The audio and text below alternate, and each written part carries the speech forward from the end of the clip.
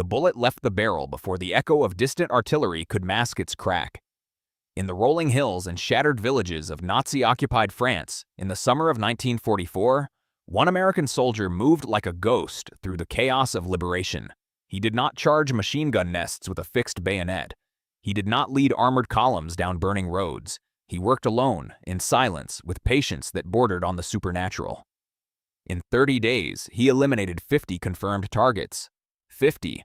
Each one a calculated act of war. Each one changing the course of small battles that together changed the course of history. This is the story of that man, and the 30 days that would define him forever. To understand who he was and what he did, you must first understand what France looked like in the summer of 1944. On June 6th, the Allied forces had stormed the beaches of Normandy in the largest amphibious invasion in human history. Operation Overlord had succeeded in its opening act, but the cost had been staggering. Thousands of American, British, and Canadian soldiers had died in the surf and on the sand before they ever reached the enemy. The breakout from the beaches, however, was slower and bloodier than the planners had anticipated.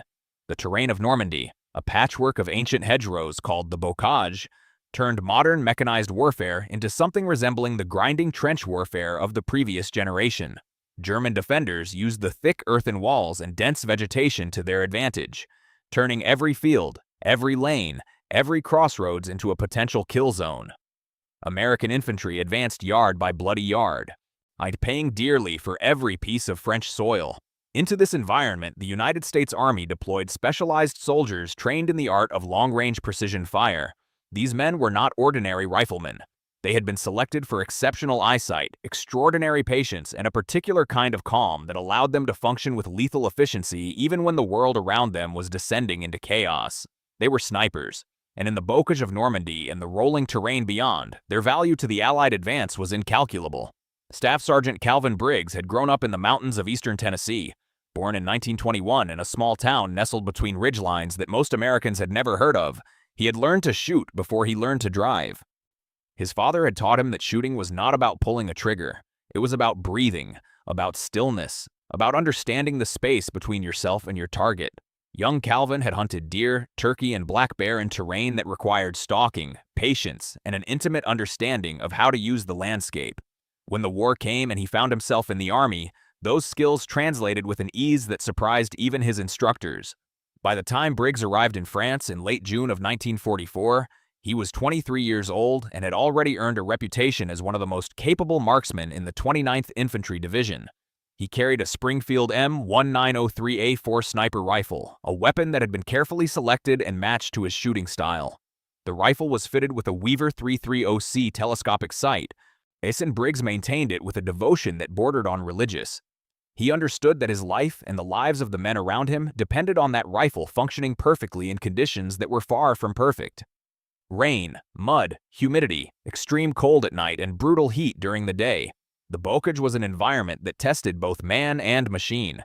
His commanding officer, Captain Leonard Harwick of the 175th Infantry Regiment, recognized what he had in Briggs early. Rather than deploying him as a standard rifleman, Harwick began using him in a more specialized role, pairing him with a spotter, Corporal James Tatum, a quiet young man from rural Georgia who had grown up hunting alongside his grandfather in the pine forests of the Appalachian foothills. Tatum had a gift for observation. He could study terrain through binoculars for hours without losing focus, identifying subtle movement, the glint of sunlight on metal, the small disturbances in vegetation that indicated human presence. Together, Briggs and Tatum formed a partnership that was quiet, methodical, and devastatingly effective. The first days of July 1944 marked the beginning of the period that would later be documented in official Army records and personal testimonies as one of the most remarkable individual combat performances of the entire European campaign. The American advance was pushing southeast from the Normandy beachhead, attempting to break through the German defensive lines and reach the open country beyond. German resistance was fierce, organized, and expertly positioned. Wehrmacht snipers, many of them veterans of the Eastern Front, were inflicting significant casualties on American officers and NCOs, deliberately targeting leadership to cripple unit cohesion. The American response was to counter with their own precision shooters. On the morning of July 3rd, Briggs and Tatum moved into position in the ruins of a stone farmhouse on the outskirts of a village called Saint-Lô-en-Marais. The structure had been partially collapsed by artillery fire, but the remaining walls offered both concealment and a commanding view of a road junction that German forces were using to move supplies and reinforcements. Briggs spent 2 hours preparing his position, carefully removing debris to create a firing lane without disturbing the natural appearance of the rubble from the outside. So he positioned himself so that he could fire while remaining completely invisible to anyone observing from the German lines. Tatum lay beside him with his binoculars, studying the road below with patient intensity. At 0847 hours, he whispered his first observation. A German officer, a Hauptmann by the insignia on his uniform, was standing near a half-track vehicle approximately 430 yards from their position, studying a map with 2 other soldiers. Briggs adjusted his position, controlled his breathing, and waited.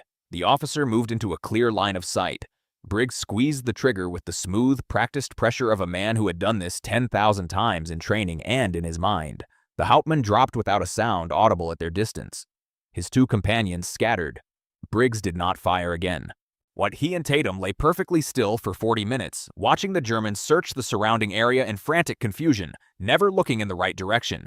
That evening, they withdrew to their own lines. The following morning, they went back out. What followed over the next 4 weeks was a campaign of precision and nerve that became the stuff of legend within the 29th Division. Briggs and Tatum operated on a rhythm that was almost hypnotic in its consistency. They would move before dawn, sometimes crawling through fields for hours to reach a position they had identified the previous day. They would study the terrain, identify patterns in German movement, and wait. Always wait. Briggs later said in a post-war interview that the waiting was the hardest part, not the shooting.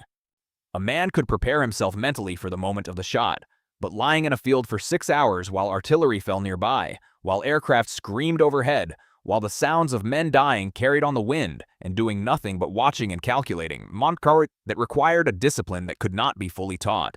It had to be found inside yourself. By July 10th, Briggs had confirmed 9 kills. By July 15th, the number had reached 19. Word was spreading through the regiment about the Tennessee sniper who moved like smoke through the bocage. German commanders in the sector began implementing countermeasures. They changed movement patterns, avoided predictable routes, and deployed their own snipers in an attempt to locate and neutralize the American shooter who was bleeding their officer corps one careful shot at a time. Now, Briggs and Tatum adapted constantly. They never used the same firing position twice. They studied German counter-sniper tactics and used them to anticipate where German scouts would look, positioning themselves specifically to avoid those sight lines. The Germans assigned Oberfeldwebel Heinrich Mauer, a decorated sniper who had spent 2 years on the Eastern Front with over 60 confirmed kills to his name, to find and eliminate the American threat. Mauer was patient, experienced, and methodical. He spent 3 days studying the terrain and the patterns of where American sniper fire had originated.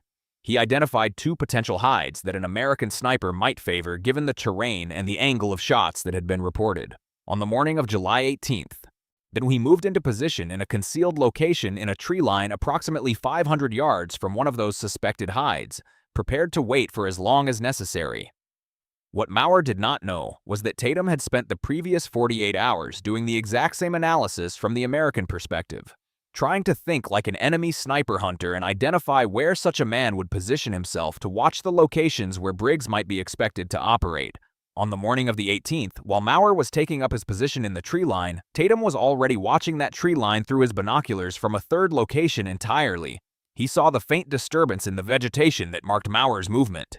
He whispered to Briggs, who was positioned 20 yards to his right behind a collapsed stone wall, on describing the exact location. Briggs observed carefully. He could see nothing definitive, but he trusted Tatum completely. He watched the spot for 11 minutes. Then he saw it. The almost imperceptible shift of shadow that indicated a human presence. He steadied himself. He breathed out. He fired. Mauer never knew that he had been identified. The counter-sniper threat was eliminated before it had even begun to operate. Briggs and Tatum remained motionless for over an hour before withdrawing. They never confirmed the kill through physical observation, but subsequent intelligence reports noted that no further organized counter-sniper operations were conducted in that sector for the following 2 weeks.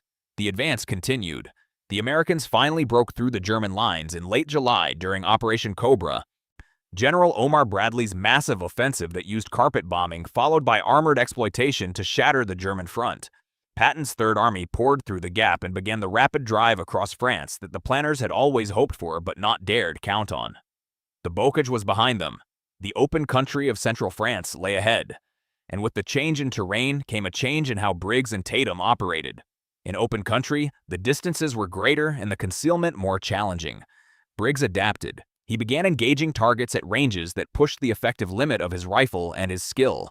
On August 4th, outside the town of Avranches, he made a confirmed kill at 740 yards, striking a German artillery observer who had been calling down fire on American infantry caught in the open. The shot silenced the observer and, within minutes, the artillery stopped. The infantry was able to move. Soldiers who would have died under that barrage walked away because one man had the skill and the nerve to make an impossible shot under fire. By August 5th, 30 days after the first kill near Saint-Lô-en-Marais, the count reached 50. The number was confirmed through official records, the corroboration of Tatum's spotting reports, and the accounts of infantry soldiers who had witnessed specific shots. 50 confirmed kills in 30 days. German officers, NCOs, radio operators, machine gun crews, artillery observers. Each target selected for maximum tactical value. Each engagement planned to minimize risk and maximize impact on German combat effectiveness. Captain Harwick personally wrote the recommendation for the Distinguished Service Cross that Briggs was awarded the following month. The recommendation described his actions in terms that were remarkable even by the extraordinary standards of a war that had produced countless acts of heroism. Harwick wrote that Briggs had demonstrated not merely exceptional marksmanship, but a quality of operational intelligence and tactical judgment that had made him a one-man force multiplier, degrading German command effectiveness in his sector to a degree that had measurably accelerated the American advance. Briggs himself was characteristically quiet about what he had done. In post-war interviews, he spoke more readily about Tatum than about himself, insisting that no sniper accomplished anything without a gifted spotter, and that whatever he had done over those 30 days had been a partnership between two men, not the achievement of one. Tatum, for his part, returned that praise with interest, describing Briggs as the most naturally gifted shooter he had ever seen, but more importantly, as a man who never lost his humanity, even while doing work that required him to make life-and-death decisions in fractions of seconds. Both men survived the war. Briggs returned to his mountains in Tennessee, married his childhood sweetheart, and spent the rest of his life working as a gunsmith and hunting guide. He rarely spoke publicly about his war record. When pressed by a local journalist in the 1970s, he offered a response that has since been quoted in several historical accounts of American snipers in World War II. He said that he had done what the Army had trained him to do and what his country had needed him to do. He said he hoped that every man he had faced across the sight of that rifle had been given the same chance he himself had taken, the chance to wake up one morning and choose a different path before it was too late, but that in war, as in life, choices were made for you as often as you made them yourself. Calvin Briggs died in 1998 at the age of 76. James Tatum outlived him by 4 years, dying in 2002. At Briggs's funeral, Tatum delivered a eulogy that those present described as one of the most moving they had ever heard. He talked about lying in a field in Normandy in the summer of 1944, like the earth smelling of rain and gunpowder and crushed grass, and looking over at his partner and knowing, in the way that young men sometimes know things that they cannot explain, that they were going to survive. That knowledge, Tatum said, had carried him through the worst of it. The certainty that the quiet man lying beside him with the steady hands and the patient eyes was going to get them both home. The story of Calvin Briggs and James Tatum is not the most famous story of American snipers in World War II. It does not appear in most textbooks. It is not the subject of a major motion picture. It exists in the official records of the 29th Infantry Division, in the pages of military history journals, and in the memories of the men who served alongside them in the summer of 1944. But it is a story that deserves to be told. And told clearly, and told with the respect that it demands. Because what those two men accomplished in 30 days across the fields and ruins of Nazi-occupied France was not simply a matter of marksmanship. It was a demonstration of what human beings are capable of when training and courage and partnership combine under the most extreme pressure imaginable. 50 targets in 30 days, each one a decision, each one a moment of absolute commitment to a cause larger than any individual.